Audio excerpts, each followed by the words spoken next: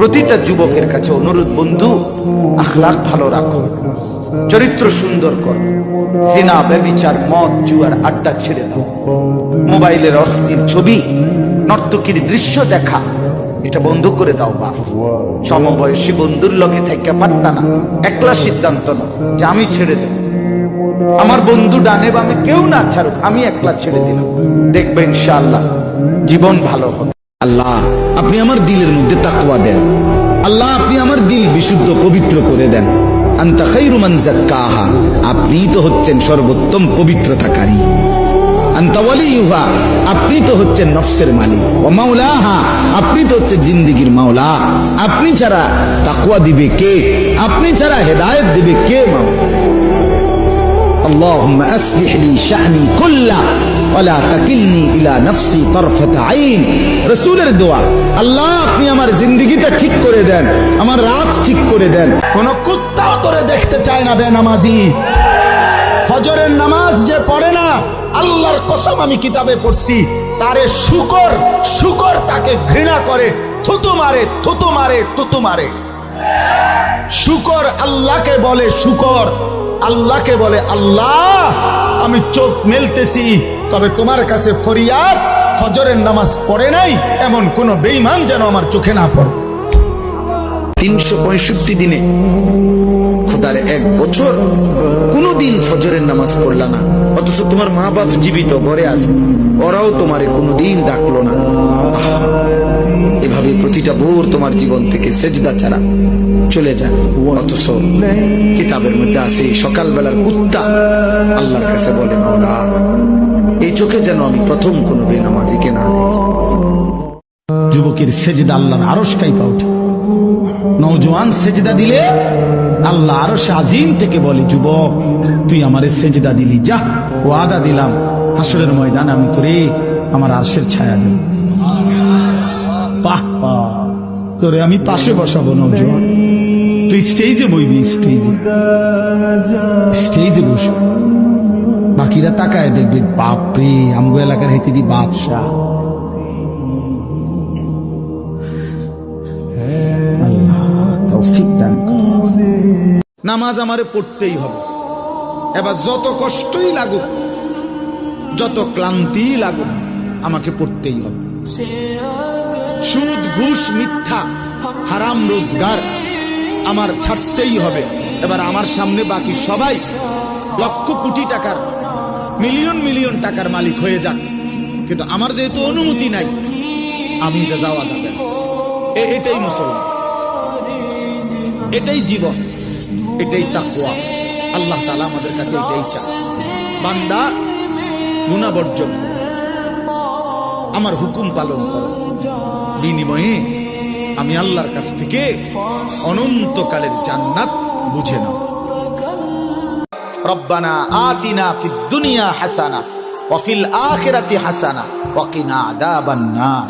আয় আল্লাহ আমি পুরা দুনিয়া চাই না, আল্লাহ আমি পুরা দুনিয়ার যা ইচ্ছা তাই চাই না, দুনিয়ার মধ্যে যা হালাল, যা পবিত্র, যা উত্তম, যা বৈধ, যা আপনার অনুমোদিত, আমাকে সেই হাসানা উত্তম যা তা দুনিয়ায় দেন, আখিরাতে যা উত্তম আপনি তা দেন, জাহান্নামের আযাব থেকে মুক্তি দিয়ে দেন। তাহলে দুনিয়া চাইতে নিষেধ করছে, উত্তমটা চাইবেন। আল্লাহ দুনিয়া দেন, তবে হালাল হারাম মিলাই আনা, হালাল দেন, জায়েজ না জায়েজ মিলাই আনা, সুদের টাকা চুরির টাকা, কিস্তির টাকা ঘুষের টাকা, ওজনে কম দেওয়া টাকা, বাটফারির টাকা, 3 নম্বরই টাকা, 6 নম্বরই টাকা, এমন টাকা দিয়েন না, লাগবে না। এমন দুনিয়া ছেড়ে দিলাম, এমন দুনিয়া ছেড়ে দিলাম। আল্লাহ আপনি কোরআনকে, এই কোরআনকে আমার হৃদয়ের বসন্ত বানিয়ে দেন। বসন্তের ঝিরিঝিরি বাতাস যেভাবে বইতে থাকে, সবসময় মজা, ঠান্ডাও না গরমও না, আমার হৃদয়ে কোরআন যেন এরকম ঝিরঝির করে বইতে থাকে। সুখের দুনিয়াও শেষ হয়ে যায়, দুঃখের দুনিয়াও শেষ হয়ে যায়। 3 বেলা যার খানা ঠিক মতো থাকে তারও মৃত্যু হয়ে যায়, আর ঠিক মতো খানা যে পায় নাই সেও একদিন মরে যায়। বাসর রাতও ভোর হয়, ফাঁসির রাতও ভোর হয়, কোন রাতই থেমে থাকে।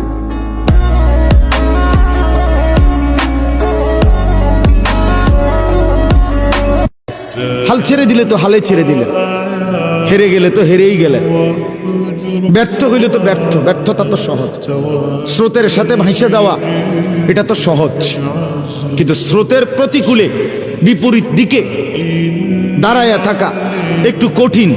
কিন্তু যদি কেউ হিম্মত করে দাঁড়াইতে চায়, একদিন বিজয় তারই পদচুম্বন করে, সে জিতেই যায়। কষ্ট হয়, হয়তো একটু সময় লাগে, হয়তো আপনি হাসলেও কবরে যাইতে হবে, কাঁদলেও কবরে যাইতে হবে।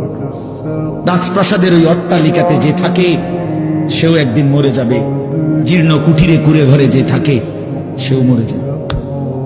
জীবনে যে কোনোদিন সুখ দেখে নাই, দুঃখের সাগরে তারও মৃত্যু হবে। জীবনে যে কোনোদিন দুঃখ দেখে নাই, সুখের সাগরে ভাসছিল, তারও মৃত্যু হবে, সেও মরে যাবে। কবর নিশ্চিত, কবর নিশ্চিত।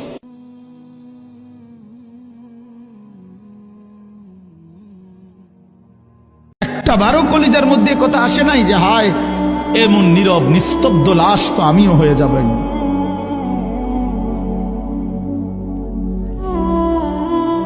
কবর দেখলে তো এটা ভাবা উচিত।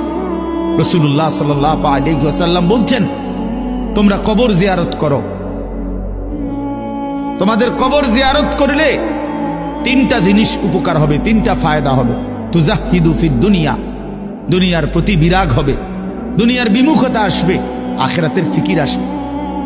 ওয়া তুযাক্কিরুল আখিরা, আখিরাতের কথা স্মরণ পড়বে। ফা ইন্না ফি জিয়ারাতিহা তাযকিরা, কবর জিয়ারতের মধ্যে তোমার নিজের জন্য তুমি উপদেশ লাভ করবে। রাসূলুল্লাহ সাল্লাল্লাহু আলাইহি সাল্লাম বলেছেন এই তিনটা লাভ। এত গুনাহ নিয়ে কবরে কেমনে যাব মাওলা? হাসরের ময়দানে দাঁড়াবো কিভাবে? আপনার বন্ধুর কাছে সুপারিশ চাইবো কেমনে মাওলা? হাউসে কাউসার পানি মিলবে কিভাবে? মা আজই মাফ করে দেন, এখনই মাফ করে দেন।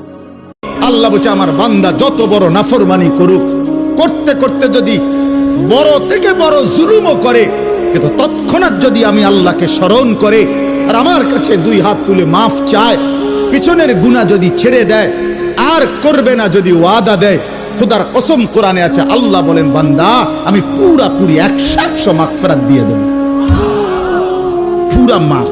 উলাইকা জাযাউহুম মাগফিরাতুম মির রাব্বিহিম